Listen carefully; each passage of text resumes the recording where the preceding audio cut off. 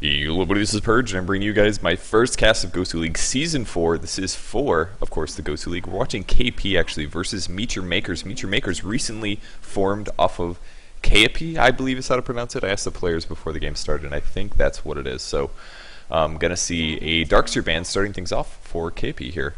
So, as well as a Templar Assassin and a Rubik. Now, keep in mind that 6.75 has not gone through yet, so we're still on the same patch as the International 2. A little bit about KP. I actually don't know very much about the teams, but I do recognize PAS as well as RMN. RMN used to play very often with Kuroki on teams. And Babar as well, a long time ago, about a year ago, was on Fail Micro, which was a little bit more than a year ago now. Fail Micro was a Dota 1 team from Lebanon, I believe, if I'm remembering correctly, something like that, somewhere in that area of the world. So, yeah, KP versus Meet Your Makers. This is a Division 1 game. This is for the money. This is for all the marbles. But everything's actually really tough this season because they're going to be up against teams like Navi is playing and plenty of other heavy hitters as well. There's been a lot of team reshuffling and things like that, but we'll see how things turn out. Now, they do first pick the Morphling. Morphling has been seen tons of dominance lately. He is getting some major nerfs in 6.75, but surely MYM says, all right, we'll just abuse Morphling until he gets nerfed. Nerfs that did happen to him include a animation increase for casting, that's waveform adaptive strike, as well as initiating his ulti, not the secondary cast, that's instant, I believe. Additionally, you can no longer attack or cast spells while you're waveforming. You can't use any controls at all, which is a good thing, because what you could do before was Ethereal Blade, and as soon as you start the waveform, you could adaptive strike while you're immune, and right-click sometimes, and oftentimes get out of danger a little bit easier. And that was the main problem with Morphling. It's a little too hard to kill. Now, on top of that, I believe they also nerfed Morph Strength. So now it costs more mana to cast per second. And if we look at mana per second, I believe it went from 20 to 30 mana per second, which is a 50% increase, which is pretty massive.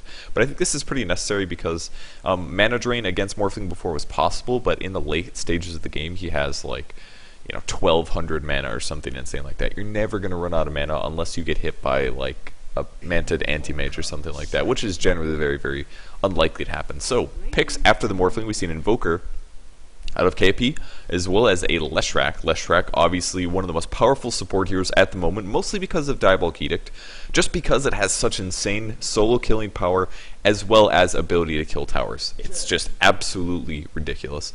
Now, MYM goes for a Chen and a Beastmaster next. Now, Beastmaster especially gives them great lockdown power and their long lane solo. Chen is going to give them a very, very strong jungling hero, which should give them good gold acceleration. And now they have pretty easy ways to fill out their lanes. MYM can go with a couple different places. We have been seeing a little bit of solo mid morphing lately. Some of the Chinese teams started doing that a crap load during the international, and for good reason, because Morphling does have insane base damage if you morph his agility over to, his strength over to his agility. He does become semi-squishy, but he also has morph to get back if he's in trouble, or he can waveform, which all around, once again, pain in the butt to kill. So Morphling solo mid, it actually does kind of work out okay. It all comes down to harass, though. If you can harass him down, since his HP is low, then you can get some space in the lane, but generally, he usually wins the lane and has an advantage there. So, since Naga was not banned, surprisingly made it all the way here. It's going to be picked up by KP, not banned in the first round. Instead, we saw not only Wisp, but also Anti-Mage. Those are probably the two weird bans that we saw in the first round that are a little unexpected here. We've seen Enigma finally in the second round, and now a Queen of Pain, because MYM still could pick up a solo mid, and Queen of Pain definitely one of the best solo mids.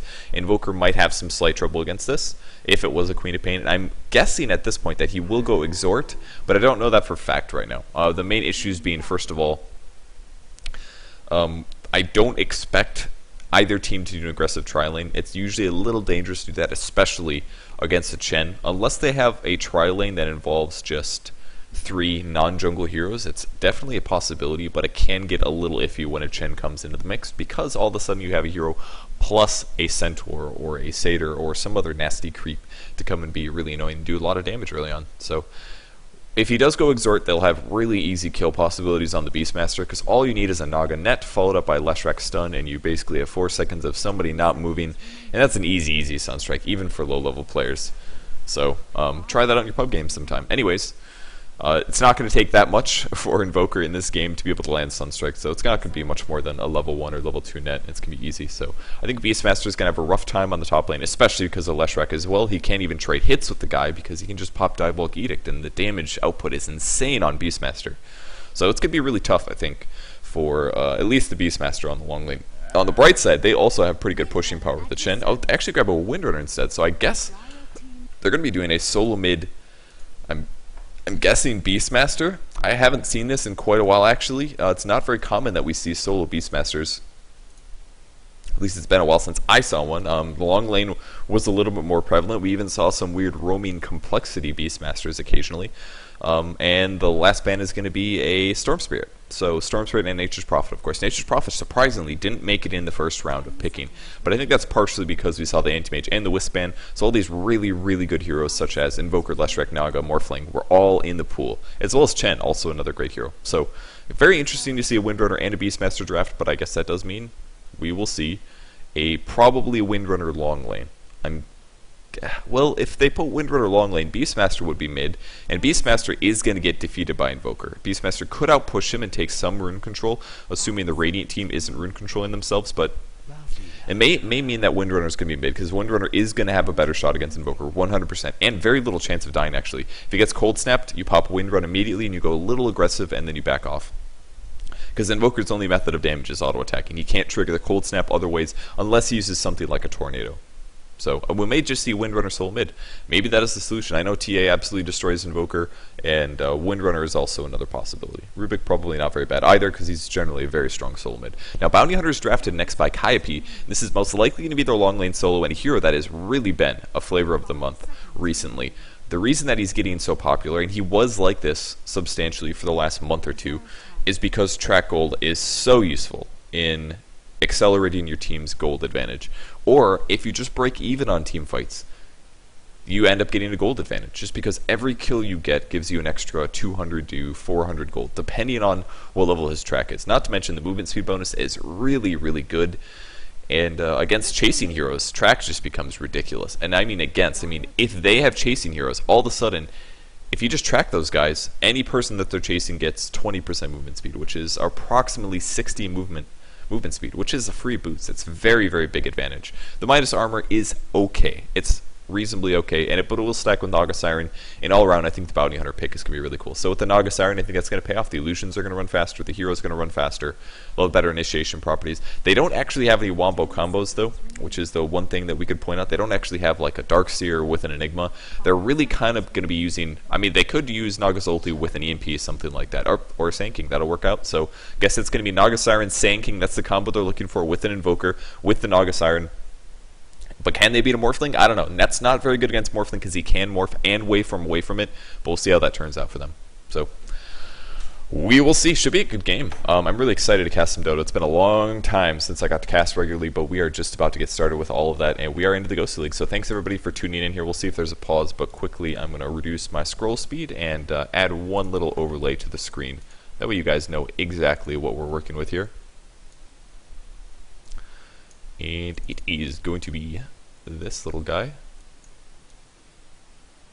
I know those of you guys watching in client have no idea what's going on, but I'm just going to set this up like this for now. I think that looks pretty good. Perfect. Alright, so here we go. We're into the game for the Radiant team. We have MYM's Razor, QVA Quojva. I have no idea how to say that. It's Beastmaster going to the top lane. He's going to be doing the long lane solo. We have the Nino playing Chen for MYM, and on the bot lane we have Calculus playing Windrunner. We have Atzi on the Crystal Maiden, and it's going to be Balsam on the Morphling. So I assume it is going to be Windrunner going mid. She has a high damage output for level 1, 3 Ironwood Branches, and a Mantle. It's a really good build, especially if you don't need to get a really fast bottle, which Windrunner doesn't necessarily. It's nice to have the bottle fast, but she can get away with it. The 3 extra damage is oftentimes a little bit more valuable, especially when you're trying to outlane somebody who is a pretty strong hero. Wow, Morphling actually being really aggressive now. I'm kind of unsure why he's here. The first Split Earth is actually going to miss here. And I think I covered everybody at sea on MYM. So that's it for MYM for the Dire team. We have stand-in PS. He's actually not playing for their team, I suppose, but he is on their team for the game. It's going to be Bounty Hunter. They're trying to contest the rune. Not going to happen. Pai Lai Dai is going to be playing the Leshrac on the mid lane. We're going to be looking at Fata playing the Invoker. He has not skilled his orbs yet. He has a lot of regen, actually. Wow. And Babar is going to be playing the Sand King. I have seen him play Sand King before. Very, very good Sand King player. He's going to wait to stop. Oh, he's actually going to put a Sentry Ward there. Wants to block the Ancient spawns so that Beastmaster doesn't get any stacks in. And the last player is going to be RMN playing the Naga Siren, playing the hard carry, going for a fast Basilius here. We'll see how that works out for him.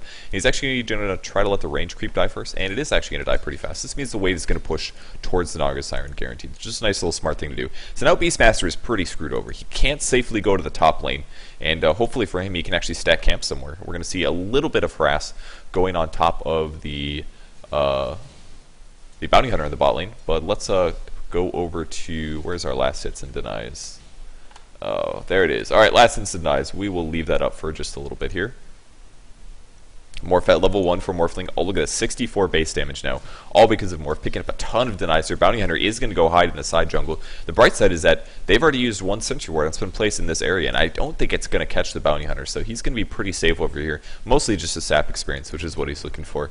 On the mid lane, Calculus already up to 5 last hits and 1 deny versus the Invoker, who is sitting at 5-0 now. 6-0 actually, doing a good job with an Exhort Invoker, so getting some extra damage. I think the reason he did pick up so much extra regen here is because sometimes there's a little trouble with Invokers who grow Exhort because they don't have that natural regen coming out of the Quas. And he does go for the Sunstrike, so we'll have to keep an eye on that as that goes. And Beastmaster has now actually counter-warded the Sentry Ward blocking the Ancient Camp, which is pretty funny. He places one Sentry down and he dewards the second one. He threw in Axes and he was like, oh, there's nothing there. And then he dewards it and magic happens. So we'll see that respawn at about 12 seconds. That'll give him something to do in his otherwise crappy lane. As we see an item come to Leshrac, I'm guessing this is going to be a smoke because any of these other items are not really that necessary to have immediately. And Babar's actually going to miss the last hit, but that's okay.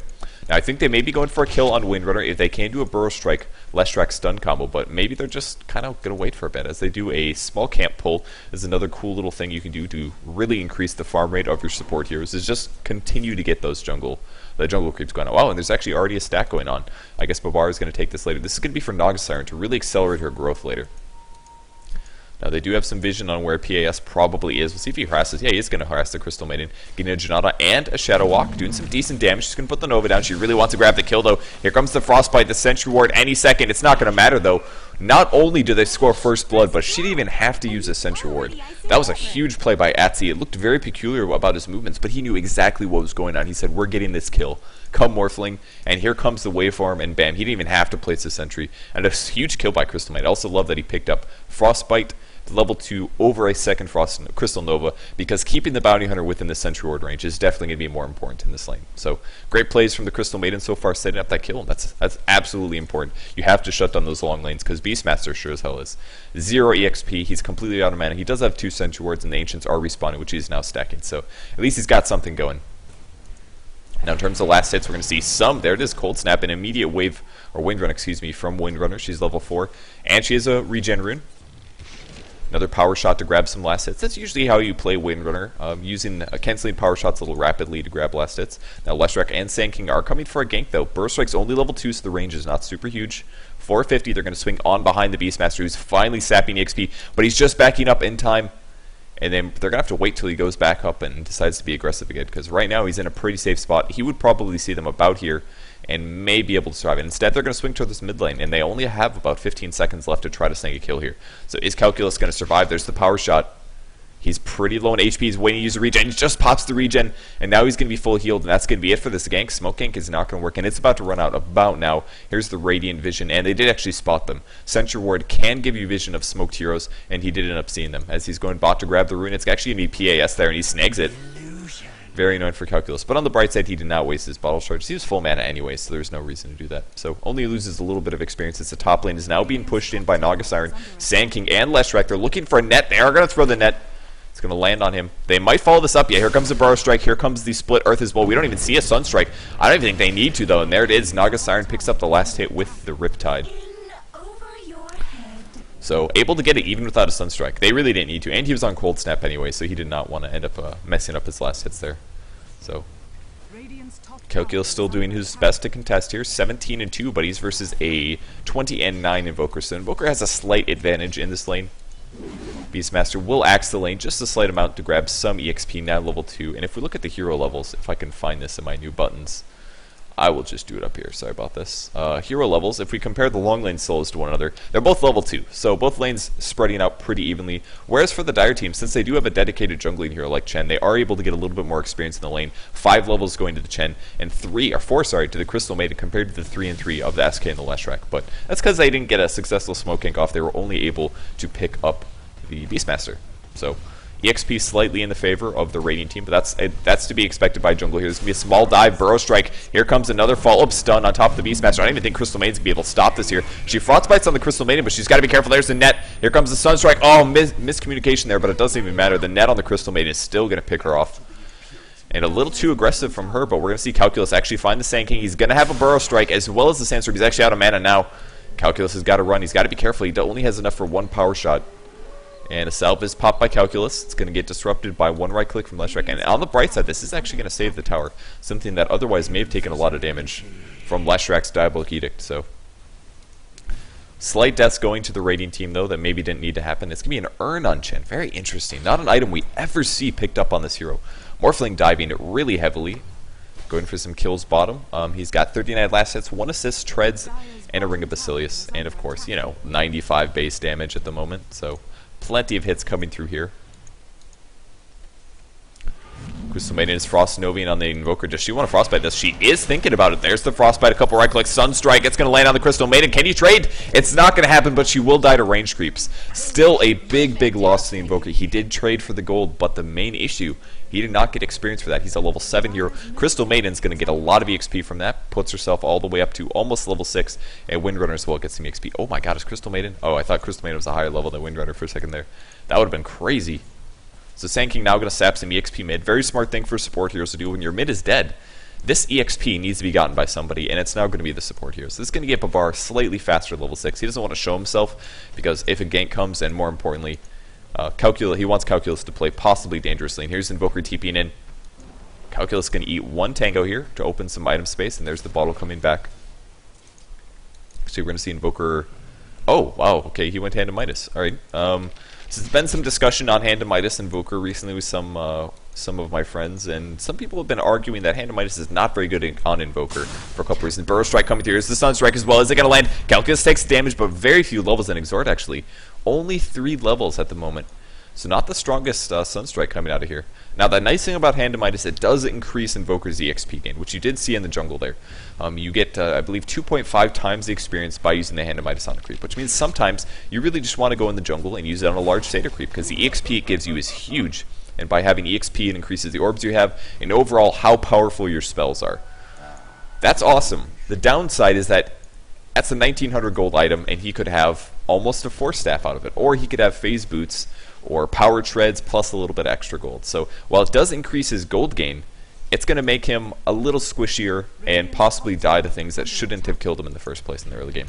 So it's all going to come down to how that goes. Hopefully he doesn't die too much. If he doesn't die much, then it's going to work out just fine. And especially on an Exhort Invoker, you're not really leaving the lane much anyway, so you don't need boots that bad, such as phase boots or whatever. Like, you could get some leverage out of them on a Quas Wex Invoker. Those usually can get a lot more out of movement speed, as well as some utility.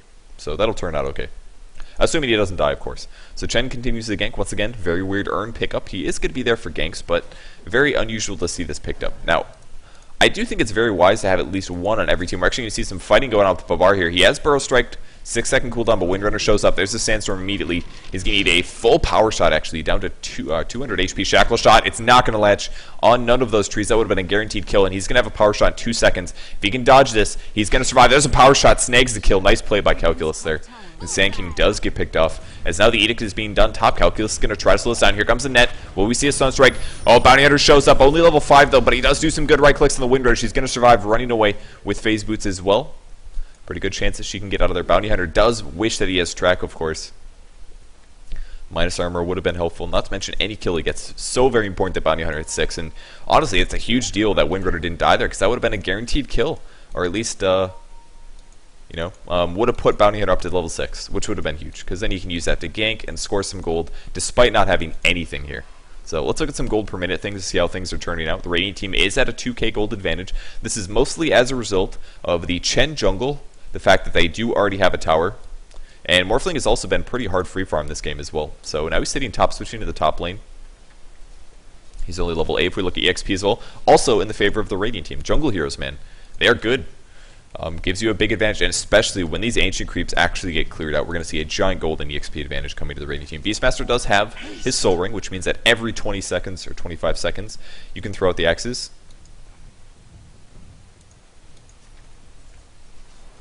And Boots and a Wand now picked up on Invoker, so he does actually have okay utility items, a lot of hero movement, a lot of Radiant players sitting mid. I guess Beastmaster is just stacking from the low gun. Maybe Crystal Maiden's going to cover this for him.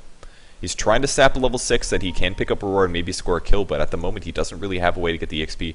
And I assume Crystal Maiden will be for sure stacking. It's just kind of just giving some vision at the moment.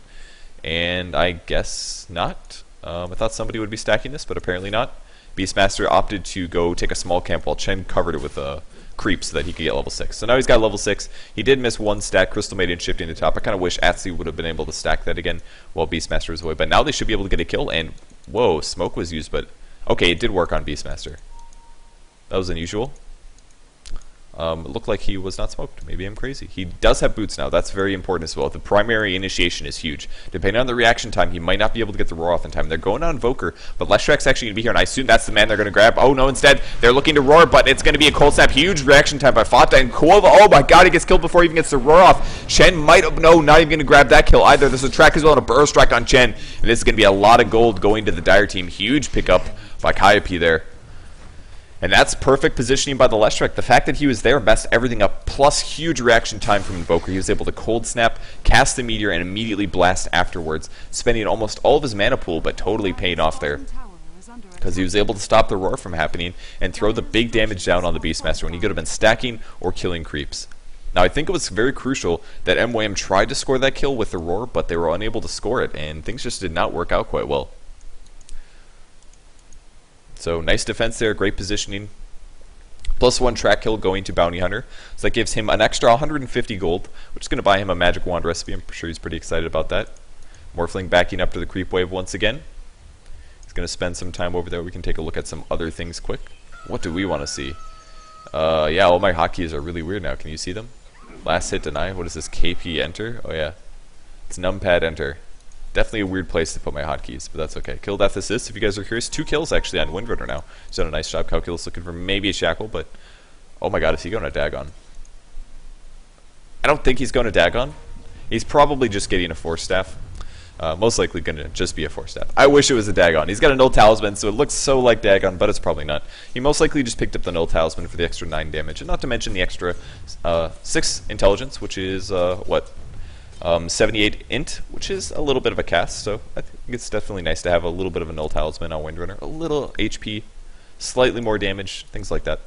Now Sand King is going to get spotted. He's actually going to try to deward this. This is pretty hilarious. He's going to try to take the sentry, but she's missing so much. Wow. Really unlucky for Windrunner. That was like 2 or 3 misses in a row, and the sentry's completely happy. Gank going top. Actually, Roar goes on Armin right before he casts the Song of the Siren. He does get picked off. That was really close going on. She did kill the tower at least, so good advantage for her, but not casting the Song in time. Very, very unfortunate. He's got to be mad about that one. You know he's slamming down his keyboard on that. There's a great split earth from Pylai Die. Here comes the Edict as well. Cold Snap doing insane damage to Calculus, and there's no way he'll survive this one. That is a nasty combo. Edict plus Cold Snap, that's going to get triggered constantly as soon as it's up, and it goes right through Windrun as well, so nice little gank there. If you didn't notice, Naga Siren also opted to go for a hand on Midas this game. I guess she's a little worried about outcarrying Morphling. Morphling, definitely one of the most insane flash farmers in the game. And Kayupi is instead going to trade mid. Glyph is used, so that's going to stop a lot of the Edict damage. But they will be able to right-click this. 1 TP from Morphling. There's the mirror image. Are they going to net him? They are actually. Burrow Strike's going to land. I don't know if they get the kill, though. He can still wait for him. He goes aggressive, actually. And he's in a lot of trouble. A little bit of right clicks, but only person that's died so far is Sand King. Cold Snap on top of Crystal Maiden. Axes as well on 2. 1 right click. Another track is going to land. Tower's very, very deniable here, and this is what it's going to come down to. Morphling denies it. 1 right click on the Naga. Has she ultied? She's thinking about it. Almost. 1 shackle. There's the net on Calculus. Taking some right clicks. He is tracked. Waveform. Oh, picks off the last strike. Great play by Balsam. And there's the ulti from Naga Siren. They finally said, alright, this is not going our way. We need to get out of here. And Naga is going to back off as the net actually lands on the Invoker. Can he die? Shackle is not going to latch either. Power Shot lands. And not the best engagement for the Dire team. I think that did not quite go the way that they wanted. Chen surprisingly has 3 kills. Doing a nice job. And 3 urns picked up as well. So Nice plays by MYM so far. Definitely good engagement. I thought Morphling was being too aggressive there, but it totally worked out for him. He's going to go back to base because he's completely out of mana. Though he is very close to his Lincoln Sphere. Does he have that picked up yet? No, he still needs about 300 gold, and then he'll have it finished. Surprisingly, also no wand, so Morphling playing very aggressive, but he is up to 107 last hits, which, as we can see here, is definitely in the lead. So 107 last hits on Morphling, 84 on the Naga Siren, and 65 on Invoker. Windrunner doing okay at 60 as well. So things going okay there. Let's see how the gold graph is looking. Gold graph has jumped down a slight amount, mostly probably because of these Ancients, as well as team fights. The team fight jumping them up a little bit there. And I'm sure they're picking up all the Ancients right now as well. Level 8 on Beastmaster, and they're also giving levels to the Crystal Maiden, surprisingly, who's now level 8 as well. Level 4 Crystal Nova and level 4 Frostbite, so she has as much damage as possible in the early part of the game. If we check out the EXP, the Radiant team does have some decent EXP advantage, but it's not the end of the world. This smoke was not spotted, actually. There's Calculus on the low ground, but that is the same team. And Beastmaster is going to lead the way, looking for Roars. The range is not that high. There's no Force Staff on Invoker yet, so as soon as he gets spotted, all he can do is walk away, and they're going to summon birds on the high ground to get some vision here. He's got great positioning. All of the Radiant team is missing in action, other than the Windrunner, which they can now see, and it looks like he may want to fight on there. He's got Midas cooldown. Forge Spirits are on the way, though, and Smoke is running out. They're looking to see where the enemy players are, and they're going to see Axes and spot that Beastmaster was indeed Smoke, so he's going to probably play really safe for a second here. I'm sure he wants to use the Midas, though, but he's going to have to be patient. The rest of the team is swinging through. Bounty Hunter is going to track on the Morphling to start things off. Possible Burst Strike from Bard. It's going to land on top of Morphling. Maybe some right clicks. Cold Snap as well. Tons of damage. He ends up waveform dodging the Shuriken, which would have only done 200 damage. Nothing that amazing. And Bounty Hunter is still quite underfarmed here. For a long lane, Chen's going to pick up a kill. That's going to be on Leshrac. Leshrac, where have you died? This is going to be on the top lane, actually. Leshrac trying to take the tower, I guess, and he ended up getting ensnared. Possible Shackle shot. Not quite sure what happened. Sorry, I missed that one. And more roaming from Kaipi. It's going to be Boots, Wand, Sand-King. Very, very underfarmed. 2 deaths on him. They really want to kill this Morphling, but I don't think they can, honestly. He's not going to have the mana for a Burrow Strike and an Epicenter. PAS is going to scout him out, though. And he does get nailed. Here comes the right click. There's the waveform. Picks off the easy kill on Sand-King. Babar just getting dropped by Balsam here. Nice play by Balsam. The farmed Morphling, man, they're scary. 3 kills on him now. And some items coming to the Invoker, which will be a Force Staff. So he's got the double Forge Spirits, which is great for minus armor. In the meantime, the Radiant team is also pushing mid. That's MYM, of course. Morphling doing his best to not die and score free kills in the jungle. And the rest of his team is going to score him some more gold by pushing mid with the power of Chen. He's level 10, very highly leveled Chen at the moment with 4 kills. And this is a nice advantage. Sunstrike's going to completely miss here. And Naga ulti is everybody TPing. I do not even know, but here comes the team catching up. Bounty Hunter's on the way. Sand-King is not quite there in time, and here comes the rundown. The first meteor. Meteor's going to whiff everything there. Not the best coordinations. We see a net on Calculus. A little bit of burst damage. I hear Rory's will happening, but Bavar's in a lot of trouble. He does get picked off by the Morphling. And now Cold Snap on the Chen, who previously only had 1 death, but he does finally fall. Armin waiting for net cooldown. He's trying to figure out who they want to go on, but they're a little scared. Nice Force Staff from Invoker, going to buy him some time. He's got a hand of Midas up. He definitely blasts the Morphling, but gets picked off anyways. In Lincoln's Sphere, removing the net. Great blocking from Morphling and a couple of right clicks. Here comes the Axes. He does get picked off, and Naga Siren is dropped by a huge team fight from MYM. That coordination was just not there by Kaipi. Like, They set up the Naga ulti, but they were waiting for everybody to get in position, but they just weren't there in time. Most importantly, the Sand-King wasn't able and ready to get the Epicenter off, and that's really where all of their coordination came down from. It was all coming down to Invoker and Sand-King being there to set up off of the Naga Siren. And this is why some teams are starting to ban Naga Siren a little less. Now, her defensive properties are still there for her ulti. If things are going bad, you pop it and you run. You can't mess that up. But offensively, it's much more hard to coordinate than you may think it is. You require things like Dark Seers, you require things like Enigmas that just guarantee set things up. Even a Disruptor or a Thrall is an awesome combo to throw, but obviously, as we saw in that last team fight, the coordination just wasn't there out of Kaipi, and that really messed up their team fight for them. They threw the Meteor, and it didn't land on anybody. You know, they tried to force it. Sand-King couldn't even channel Epicenter. I mean, at the least, you could channel an Epicenter for 2 seconds, remove the Naga ulti, and then get a decent Epi off with a Burrow Strike. But, you know, he's just so underfarmed. He only has 900 HP, so might see it. Actually, they're going to Calculus. Big hits on him. He uses Wind Run. 4 staffs away, but I don't think he's going to make it out. It's going to be close. He does get mech'd, actually, by the Chen, and he is going to actually survive. Bottle really helping a lot for his HP as well. And Chen not even, oh, he actually did not have Holy Persuasion. I was going to say, he wasn't even worried, but he was actually worried. Also, another thing I like about the Urn, it doesn't have, it's not an Arcane Boots, so it's not as much mana to your allies, but it does give you some nice mana over time, and especially as an int hero, he has decent int gain, at least semi-okay int gain. And now the push, finally, from Kayapi on the bot lane. Naga is going to use her illusions, a little right-clicking here. She does still have Hand of Midas. Looks like she's going for a Manta style, actually. Very weird item build. I've actually never seen Naga Siren pick up a Manta or a Hand of Midas before. This could have been something a lot more reliable, at least for the early game, and it is going to be Yasha, so probably going to be a fast Manta style on Naga Siren. We'll give her some good right-click and craploads of illusions and pushing power, which may be what they're kind of aiming for this game. Though I dare say a Lincoln Sphere would actually be quite good this game, especially because of the Morphling on the enemy team, who does have a Ghost Scepter, going for his shotgun next, and he's actually going to find Armen. Now there will be a little waveform and right-clicks on Armen. Balsam could score this kill, hypothetically, but he's just going to force him back a little bit. And another problem with the Naga Siren build that she has, she doesn't have any HP or mana regen at the moment, which definitely causes problems. She's got Tread, so she can Tread switch when she needs to do stuff, but definitely different than the more reliable Naga Siren builds that we've seen in the past, which usually involves things like Arcane Boots and a Vanguard that covers all of your mana and regen holes, or you can do something like a Lincoln Sphere, which we saw at the International, very well played by some of the Chinese teams. Very weird build and something I hadn't seen before the International, but Lincoln Sphere, apparently people like it on Naga Siren. It does fill the HP regen as well as the mana hole, so works out. Balsam wants to take a tower here. He's all on agility, doing insane damage per second. Even this Leshrac has to be careful. There's the waveform. It's not going to catch a hit, though. Hitting for 133 per hit, though. Being landed stun. There's the Edict being used. Possible net. Here comes the net. Adaptive Strike is going to put him really low. He uses the one Ghost Scepter, and he's going to try to TP out. And I think, oh, Song of the Siren's going to stop this. Nice play by Armen. Babar's going to be here to fight this. He's not currently morphing. Possible Burrow Strike. Oh, great waveform. He picks off the Leshrac kill. Here comes a Burrow Strike, though. He may channel Epicenter. Is he going to bother? Doesn't even need it. And Morphling does get picked off. A little too overly aggressive, but a nice play from Armen to drop the ulti and stop the teleport when needed. So there's the Manta Cell. That's a big cooldown on that, though. So kind of a big loss in that sense.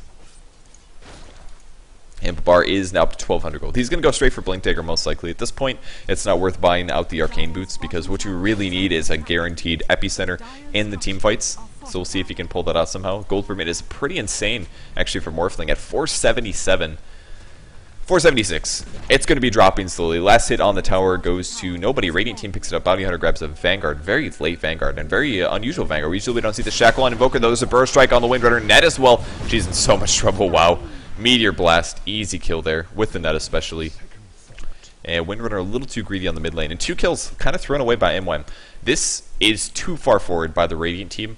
That death didn't really need to happen, and Morphling as well, arguably a little bit too greedy. Though he did grab the Leshrac kill, he did still get destroyed, so it's going to throw away some of their advantage. We can see that by the gold graph. A very, very slight peak down towards Kaipi's team, but the gold graph is still very even. And late game, I mean, the carry potential is still looking very healthy for both teams. They're going to have a Bounty Hunter, though of course he did go a Vanguard, so his damage potential won't be that high. And of course they have a Naga Siren, who can scale quite well. Not as well as she used to scale when she used to have a critter, or a crit passive instead of Riptide, but it's still going to be very, very useful here.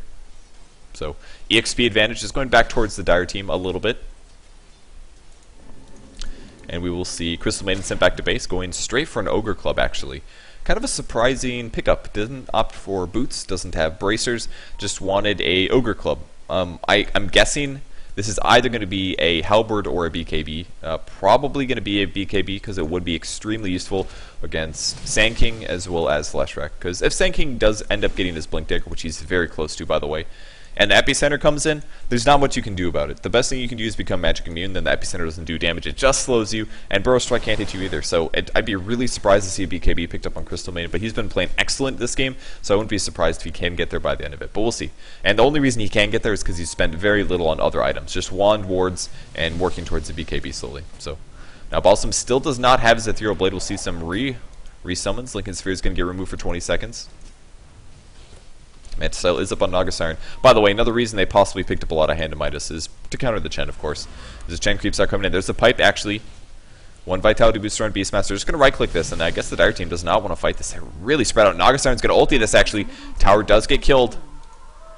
And here comes the Epicenter. Here comes the release as well. Burrow Strike going straight on Windrunner. Great coordination on that one. And Windrunner still not getting bursted down. She's still alive. I can't believe it. Frostbite on Sanking as well. All right, we're going to see the Leshrac fall as well. Invoker can't do anything to stop it. Power Shot now. And Beastmaster being chased. And surprisingly, the Radiant team winning a huge fight despite perfect initiation from the Dire team. Beastmaster may still drop, though. PS wants it. He gets the extra gold.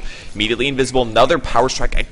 Power Shot. I can't believe Windrunner's still alive. Net, great forward step on the low ground there. Just, oh man, the shackle on the Bounty Hunter. Do they see him? It doesn't matter. Armin dies. Power Shot misses. And he's just going to teleport home. Wow. Man, MYM had an excellent team fight there. The heals that were coming out on Windrunner were insane.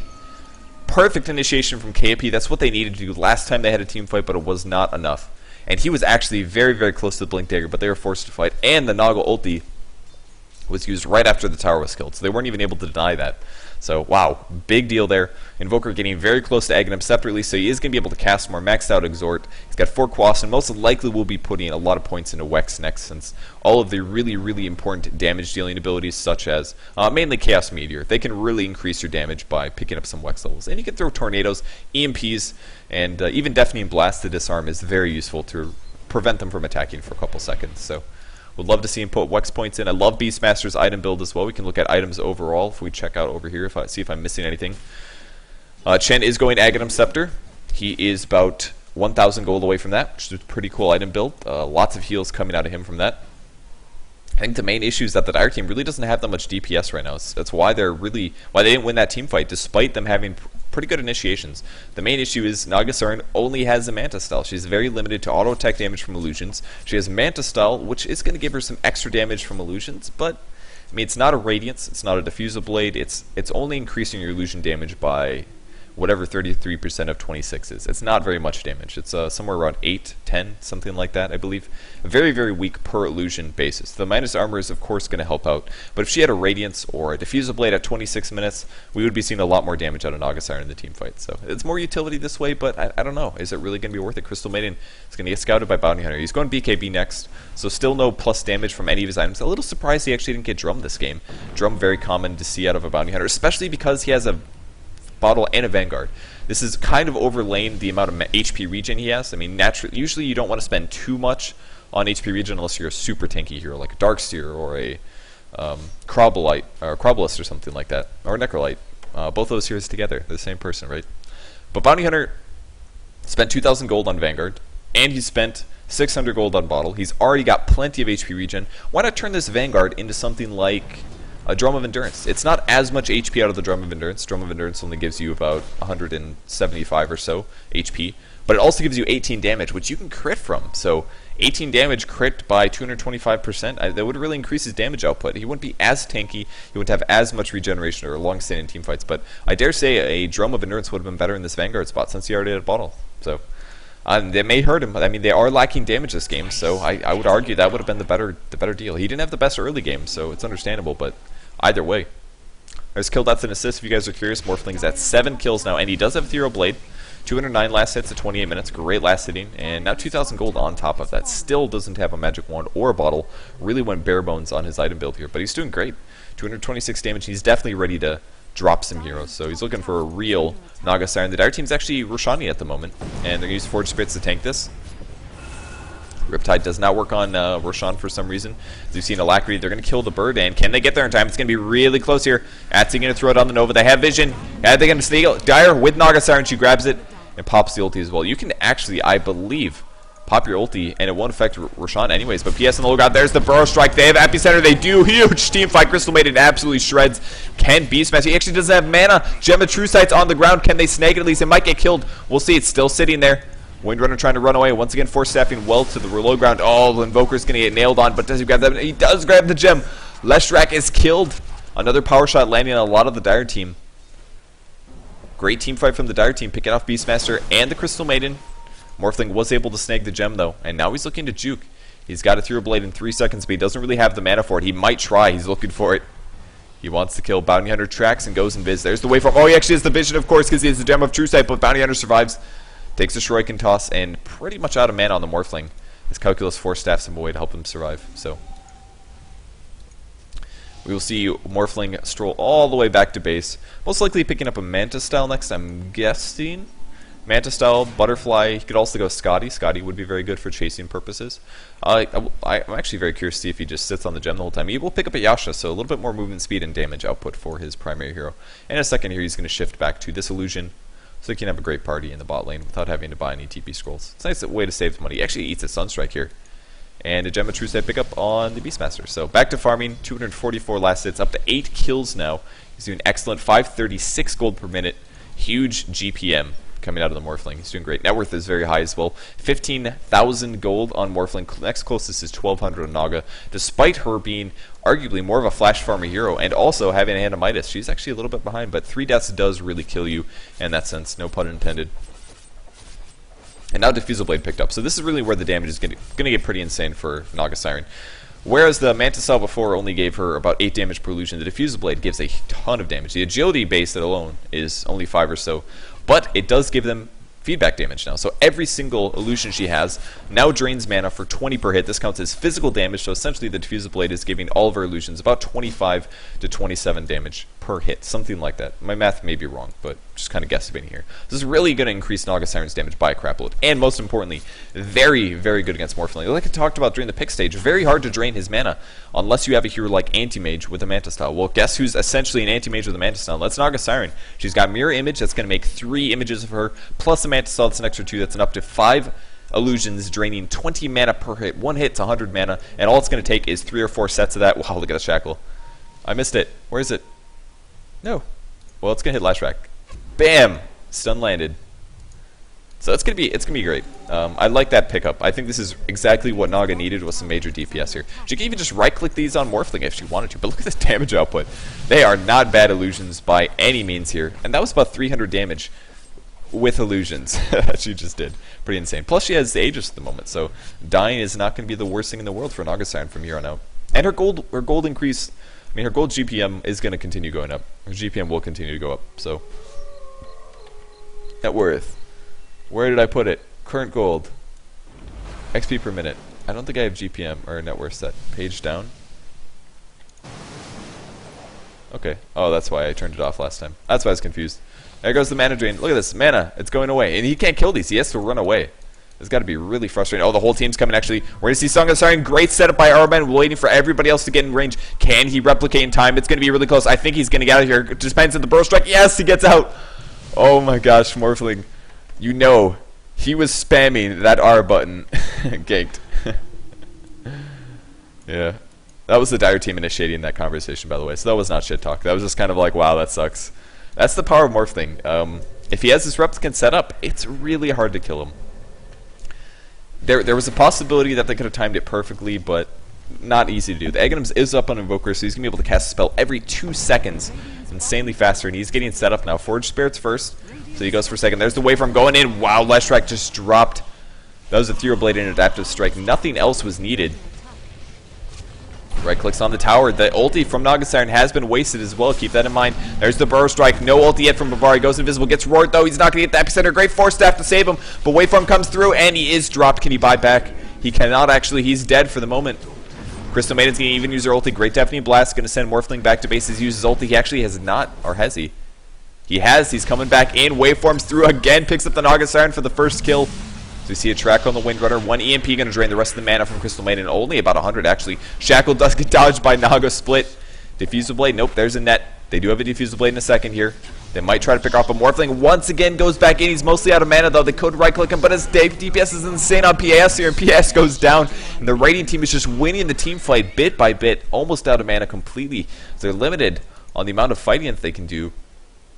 But the heals are just insane. Shen heal every 30 seconds plus a mech plus an urn. The only thing they're really missing is mana. And nobody has Arcane Boots on the entire Radiant team. And I dare say, if they actually had an Arcane Boots or two, or at least a Crystal Maiden Aura, they could keep pushing now, but it's going to have to be a slow push. Look at this. Everybody's out. Beastmaster is low. Crystal Maiden is low. Morphling has nothing. Even Chen is getting low. And they have 0 Arcane Boots. Now, Crystal Maiden is going to get dropped, though. Wow, that's going to miss big time. Nice Ghost Scepter usage, actually. It does stop the net. Sunstrike's going to land, though. Or just Burrow Strike. And Naga Siren with the last hit. She picks up a Vitality Booster next. Going for a Heart, most likely. Great choice. It'll give her illusions tons of HP, make them extremely difficult to kill. And the net worth, of course, still very high for Morphling, but Naga is closing the gap a little bit. Wow, that's pretty insane, though. Look at the net worth compared to these support heroes compared to the high peakers. That's pretty insane. That's been a lot of wards being purchased. Even Crystal Maiden is richer than both the Sand King as well as the Leshrac Sand King. So here's the last hits as well. If you look at the gold graphs, Radiant team is still in a slight advantage, but it's not the end of the world. Despite them winning team fights, they're still getting track kills. They have been getting a little bit of kills, not that many, but it still matters. EXP actually massively in the Radiant team's advantage based on winning team fight after team fight here, but it's still going to be tough to come back. There is a cloak on Leshrac at the moment. And more Hand of Midas usage. I'm sure that's helping a lot. I mean, Invoker is still sitting at number 3, despite being a right-click hero. 6, 4, and 4. He's not having the best game. 166 last hits.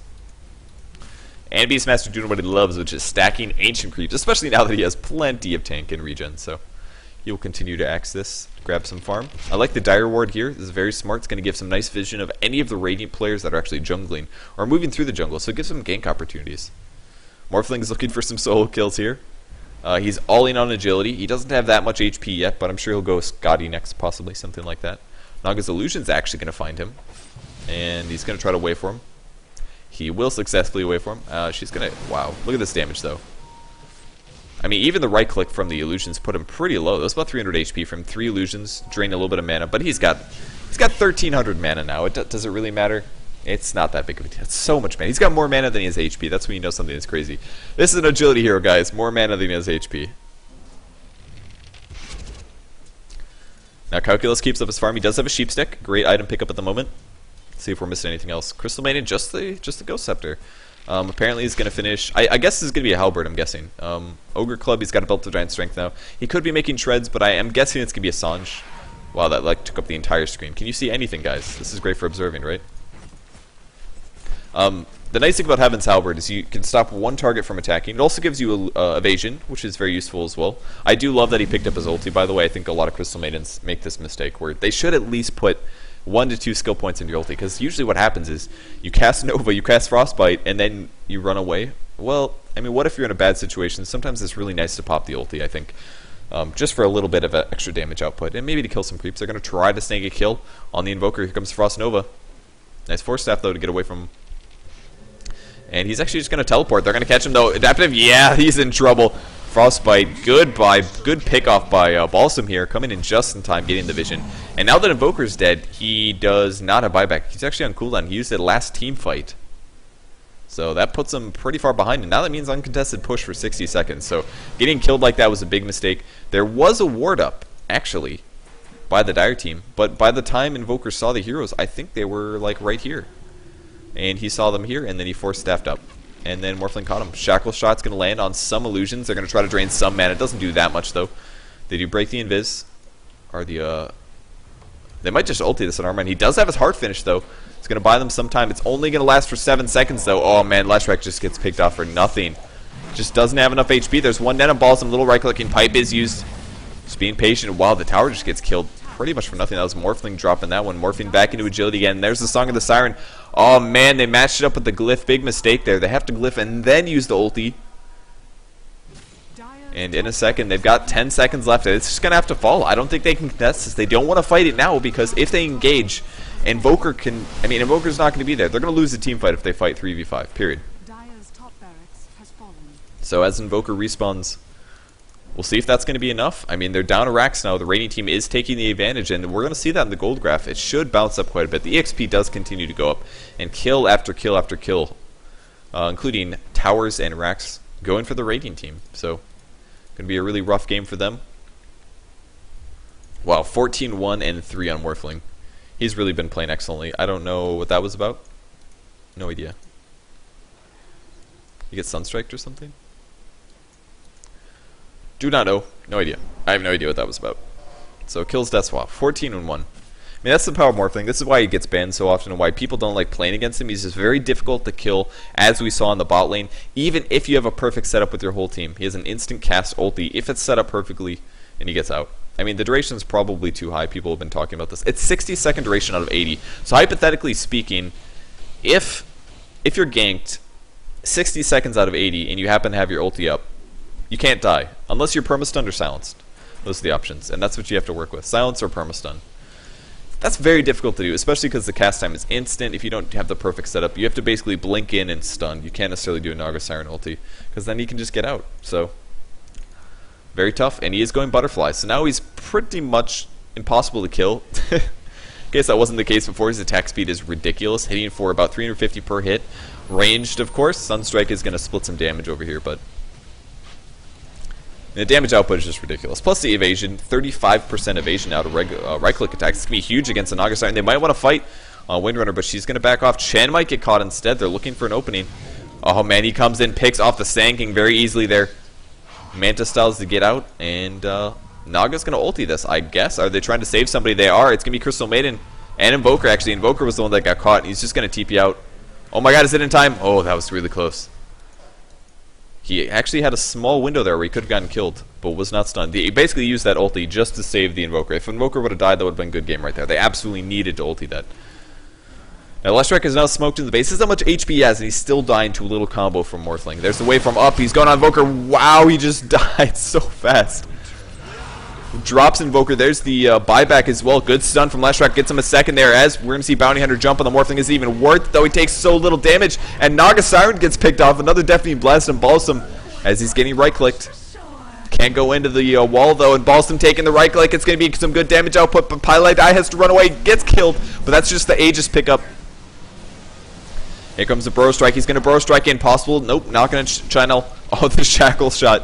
They still have the gem, and it's not going to matter. RMN drops, and we're going to see MYM almost guaranteed take the win here. Naga Siren isn't going to have buyback anymore. This is pretty much over from the Dire team. They are just about all out of buyback. They are all out of buyback. Mid Rex drops, and bot Rex is going to follow immediately after this in a great, well-played game out of MYM.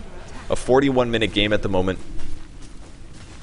And Tower's going to get dropped, so we're going to see PS do everything he can, but he has no BKB. He doesn't have many items either, and a few right-clicks. Oh, man, the Shackle. Shackle shot is good. And Melee Barracks is about to fall, so that's pretty much it. Good game is called, and MYM is going to take game one in this best of two between KP and MYM. Now, keep in mind, it's not really a best of two per se. It's a two-game set, and the way that the GosuLeague works is you play a season, which is going to cover a month. Yeah, this year sucks. Totally. You're going to play a month's worth of matches. And whoever has the most wins at the end of the season ends up getting first, second, and third place. So congrats to MYM from taking their first win. This is the start of the GosuLeague, by the way. It's the first day of Division 1 matches, and congrats to them. So KP is going to have a second chance to try to take a win and at least draw things out. MYM is going to have a chance to take a 2-0, which would be great for them against KP. 2-0 is very valuable as well towards the end of the season when you end up tying people. And either way, thanks for tuning in, guys. My name is Purge. I am a caster for GosuGamers.net. Make sure to go check them out for all of their esports coverage. Thanks to them, as well as our sponsors for sponsoring the GosuLeague. And we'll be back in just a second. If you guys are watching the in-game client, make sure that you guys stick around. Game 2 will be happening in just a second. And I'll be here to cover that with you guys. Thanks for watching.